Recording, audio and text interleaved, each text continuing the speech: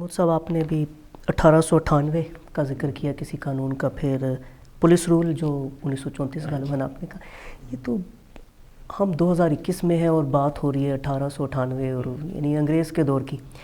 انگریز کے دور کے قوانین اور آزادی کے حصول کے بعد کی جو قانون سازی ہے، تھوڑا سا اگر آپ مختصراً موازنہ کر کے بتائیں کہ ہم پرانے قانون استعمال کرنے کا کیا مطلب یہ ہے کہ ہم نہیں قانون سازی درست کر سکے جو ہم وہاں سے مستعار لے رہے ہیں، یا کیا ہے یہ میں اس کے بارے میں آپ چھوٹی سی عرض کروں. ابھی تو یہ 1898 1934 آپ کا ایویڈنس ایکٹ 1832 آپ کا پینل کوڈ 1890 اسی طرح سی پی سی 19ویں صدی کا اوائل ہے، سارا کچھ ہے. آپ مجھے یہ بتائیے، اور یہ کس نے بنائے تھے؟ یہ انگریز نے بنائے. ایک شخص جس کا نام تھا لارڈ میکالے، اس کی ذمہ واری ہوئی، اور ان دنوں 30 دنوں میں جہاز پہنچتا تھا انگلینڈ کی کسی بھی پورٹ سے بمبئی تک، اور اس نے 30 دن میں کس قدر قانون سازی کی. اور یہ نہیں ہے کہ وہ بیٹھے بٹھائے قانون سازی کرتا رہا، بلکہ اس کے پیچھے اس کا ہوم ورک تھا. وہ یہاں پہ آیا. اب اس قانون کو اگر آپ دیکھیں گے نا ان ڈیپتھ، اس کی اسٹڈی کریں گے، آپ اس کی وزڈم پہ حیران ہو جائیں گے کہ اس قانون کے پیچھے کتنا وزڈم ہے. اب میں نے اتنے سارے قوانین گنوا، آپ مجھے گنوا کے بتا دیں جو ہم نے بنائے اور چل رہا ہو آج. کوئی نہیں ہے، سرے سے کوئی نہیں ہے. اس کا پرابلم کیا تھا کہ ہمارے short gap arrangement, stop gap arrangements, یہ سٹاپ گیپ ارینجمنٹ کی بیماری اس قوم کو اس شدت سے لاحق ہے کہ یہ ان کا ویژن جو ہے نا، یہ 1 ماہ آگے، 2 ماہ آگے، 4 ماہ آگے، زیادہ سے زیادہ 1 سال آگے دیکھ سکتے ہیں. اس سے آگے یہ اندھے، ان کو نظر ہی نہیں آتا. ڈنگ ٹپاؤ پالیسی. ہاں، اسی کو سٹاپ گیپ ارینجمنٹ کہتے ہیں. اب جو ہمارے ارباب اختیار ہیں، جو حکومتوں کے چلانے والے ہیں، ان کے بارے میں ایک دفعہ سر ونسٹن چرچل، ان کی کتاب ہے the causes of the second world war, تو بڑی خوبصورت بات کی انہوں نے.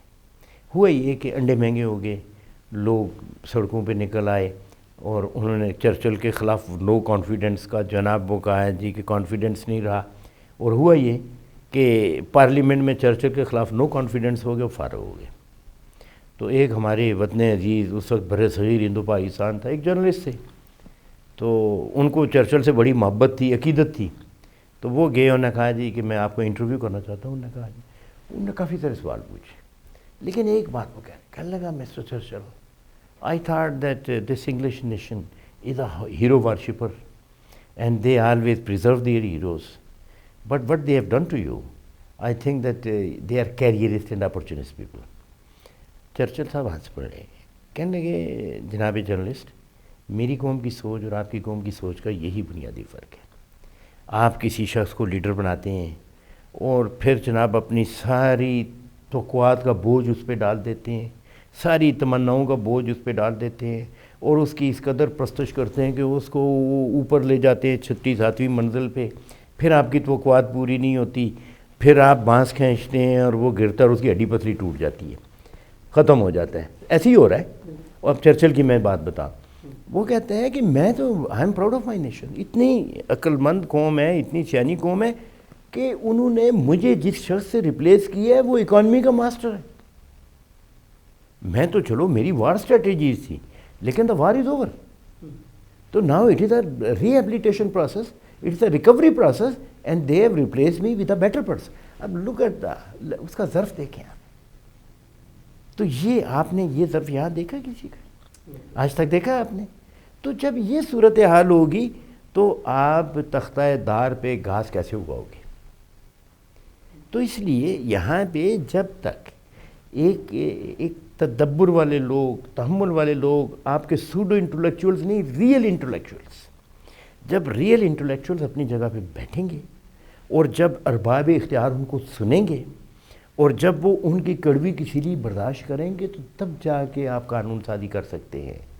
ویسے نہیں کر سکتے. اگر مرحوم ضیاء الحق کہتا ہے کہ جی اسلامائزیشن کرنی ہے مجھے، اور کچھ پتہ نہیں، اور چند اس کے سائیکو فرینڈس، خوش آمدی، چاپلوس، اور جناب کیا بات ہے، واہ واہ امیر المومنین صاحب آپ نے کیا فرمایا.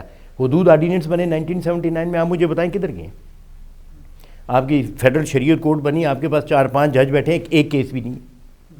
تو یہ مذاق جو ہے نا it's a very serious joke.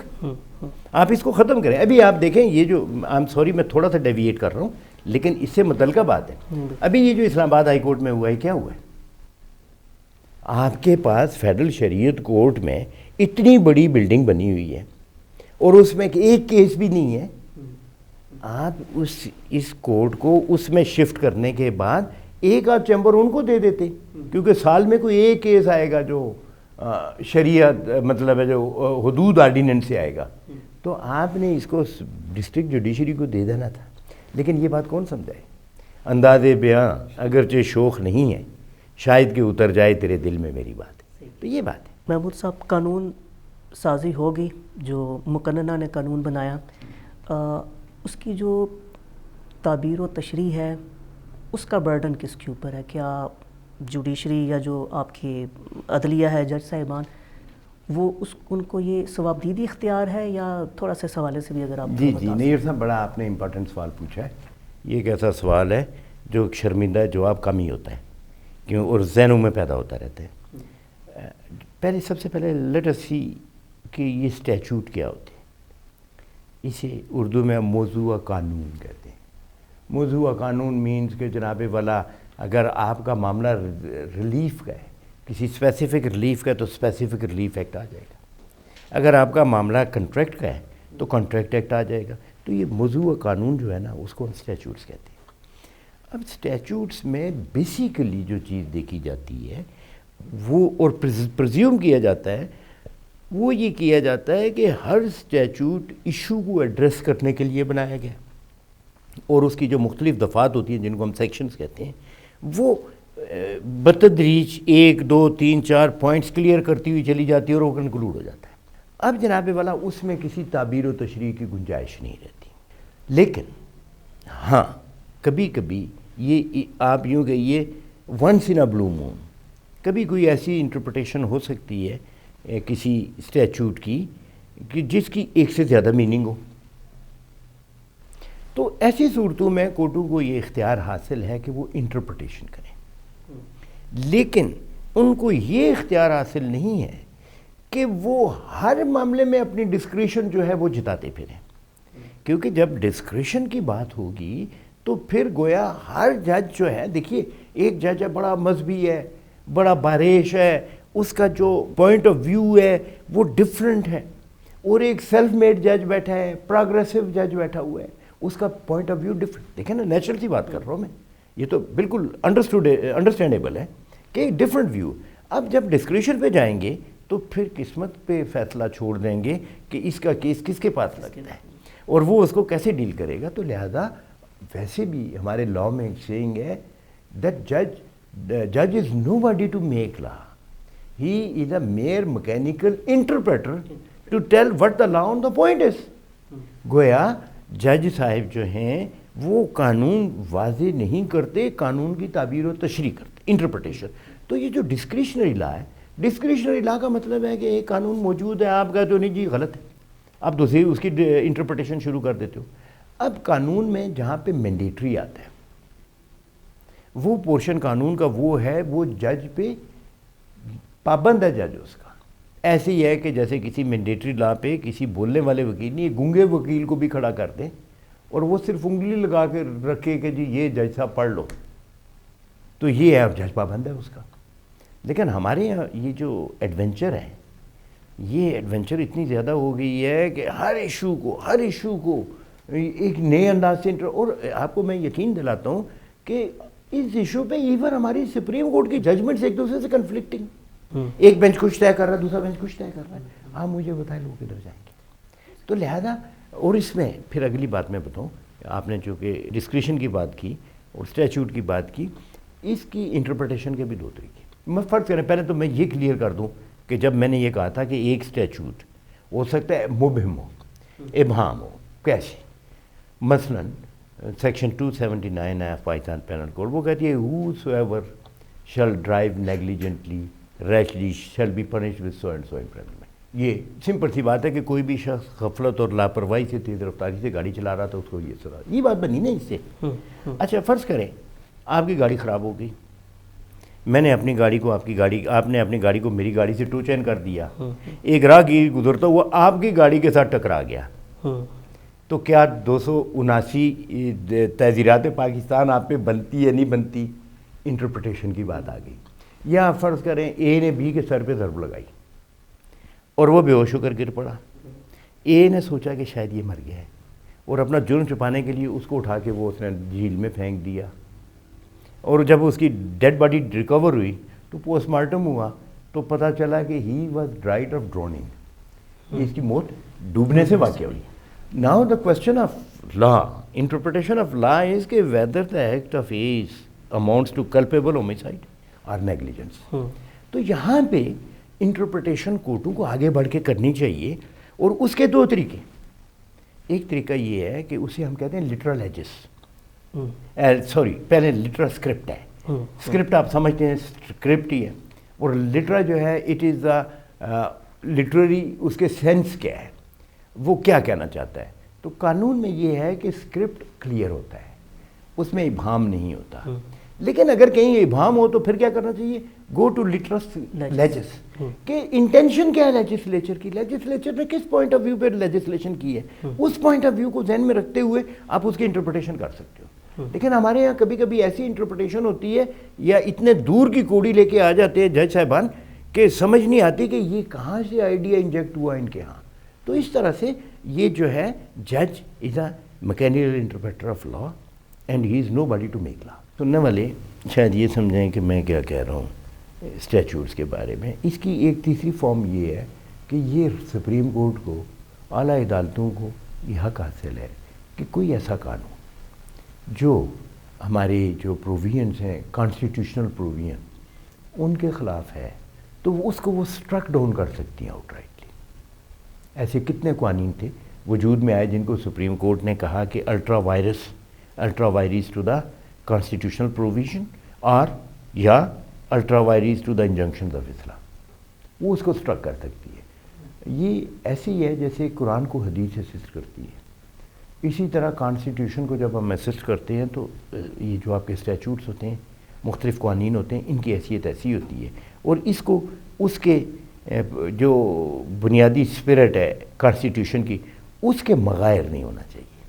اگر یہ اس کے مغائر ہے تو بڑی عدالت اس کو اسٹرک ڈاؤن کر سکتی ہے. یہ میں کلیریفیکیشن اس لیے کہ ابہام پیدا نہ ہو. محمود صاحب, یہ انٹرپریٹیشن کی بات آئی, پھر مگر کوئی کسوٹی تو ہوگی کم سے کم اصولی سطح پہ. وہ یہی ہے کہ اس کی کسوٹی یہ ہے کہ آپ کی جو فنڈامنٹل گارنٹیز ہیں یا جو جنرل گارنٹیز قانون نے دی ہوئی ہیں آپ کو, تو وہ کانسٹیٹیوشن میں ہے. کانسٹیٹیوشن میں, ٹھیک. اور وہی کسوٹی ہے ٹچ سٹون آف کانسٹیٹیوشن. آپ نے کسی جو اگر کوئی ایسا قانون ہو جو متنازع ہو جائے تو that is always examined on the touch stone of constitution, and if it is ultra vires to the provision of the constitution, it is hard to be struck down. Or it is ultra vires to the provision or ultra vires to the injunction of Islam, it is to be struck down. کیونکہ this is Islamic Republic of Pakistan. مثلاً اگر کہیں fundamental human rights کی جو مسلمہ عالمگیر جو حقوق انسانی ہیں, اگر اس کی وائلیشن کہیں ہو رہی ہے تو چاہے وہ قانون سازی کے تمام مدارج اور مراحل طے کر کے آئے ہو, چاہے اس پر بظاہر کنسنسس بھی دکھائی دیتا ہو حالات کے مطابق, لیکن کانسٹیٹیوشن کی کسوٹی کے مطابق اگر اس سے الٹ ہے تو پھر وہ نہیں سروائیو کرے گا. یعنی کسوٹی آپ کی دستور پاکستان. یہ ہم نے کئی پہلوؤں سے اس پوری گفتگو میں نظام عدل اور قانون کی حکمرانی پر گفتگو کی. بحیثیت پریکٹسنگ لائر, بحیثیت قانون دان, ظاہر آپ کا اتنا تجربہ ہے, آپ ان چیزوں پر پورے صورتحال پر گہری نظر رکھے ہوئے ہیں. اگر کچھ چیدہ آپ پوائنٹس بتائیں کہ یہ چیزیں ہیں, اگر یہ کر دی جائیں تو انصاف کی فراہمی کے حوالے سے کوئی نمایاں بہتری ہمیں دکھائی دے گی, یا جو آپ کے خواہش ہو کہ یہ چیزیں ہو جائیں. یا آپ یوں کہہ سکتے ہیں کہ ایز اے پریکٹسنگ لائر جن خامیوں کو دیکھا ہے جن کی وجہ سے تاخیر ہوتی ہے یا انصاف کا حصول ممکن ہے, یہی کہنا چاہتے ہیں نا. دیکھیے, سب سے پہلے تو میں نے جو آپ سے انیشیلی بات کی تھی کہ ججز کی سلیکشن کا کرائٹیریا سخت ہونا چاہیے, اس پہ کوئی کمپرومائز نہیں ہونا چاہیے, نیچے کی جوڈیشری سے لے کر اوپر تک کی جوڈیشری تک. اور پھر ایک شخص کو اس کو چھاننی سے گزارنا چاہیے ہر طرح سے. اور یہ جو انگریز ہے وہ کہتا تھا کہ جج جو ہے نا، سب سے پہلی بات یہ ہے کہ جج شوڈ بی اے جینٹل مین، باقی باتیں بات کی. تو آپ نے یہ دیکھنا ہے کہ کوئی ایسا وکیل جو مس کنڈکٹ کا شکار نہ ہوا ہو، جو کلائنٹ کو جس نے دھوکہ نہ دیا ہو کسی طرح سے، ایسے انکمپیٹنٹ، ان کو اوپر کی جوڈیشری میں بالکل نہیں آنا چاہیے. نمبر 1. نیچے کی جوڈیشری میں جو پہلے میں نے کہا تھا کہ پبلک سروس کمیشن کے ذریعے آتے تھے، ایک کرائٹیریا تھا اور ایک میجرنگ سٹک تھی جس پہ ان کو میجر کرتے تھے کہ یہ فٹ ہیں کہ نہیں ہیں. اس کو آپ نے رکھنا ہے.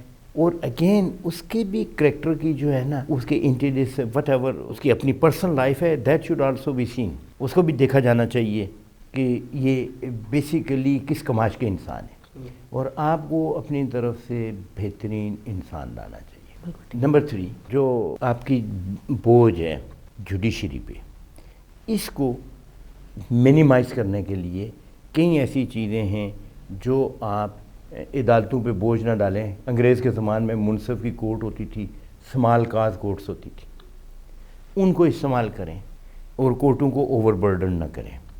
اور پھر میں نے دیکھا ہے کہ ہمارے یہاں کچھ ایسے قانون بنتے ہیں جس میں حکومتوں کا، کیونکہ لیجسلیٹو کا تعلق تو ڈائریکٹ نہیں ہے، لیکن حکومتی اراکین بھی تو اسی لیجسلیشن کے ممبر ہوتے ہیں نا جو قانون سازی کرتی ہے. تو کبھی کبھی ایسی قانون سازی کرتے ہیں کہ جس سے کچھ حقوق سلب کر لیتے ہیں.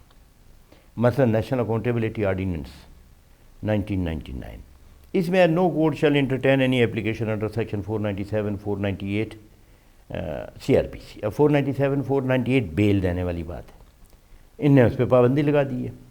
اچھا، اسی طرح no court shall entertain the provision of section 426 ہوتا ہے کہ کسی کو سسپینشن کے بعد آزاد کرنا. جیسے میاں صاحب کو سزا ہوئی ہے، ابھی اسلام آباد ہائی کورٹ نے چھوڑا ہے، اس پہ پابندی لگا دی.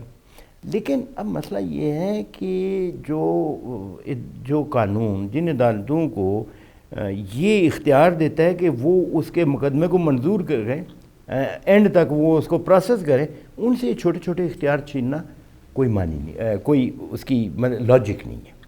تو لہذا اس کا الٹرنیٹیو کیا ہے، لوگ ریٹس میں چلے جاتے ہیں، ریٹس میں جاتے ہیں. اب ریٹ کا اصول یہ ہے کہ جہاں پہ ایڈیکویٹ اور ایفیکیشیس ریمیڈی اویلیبل نہ ہو وہاں ریٹس ہوتی ہیں.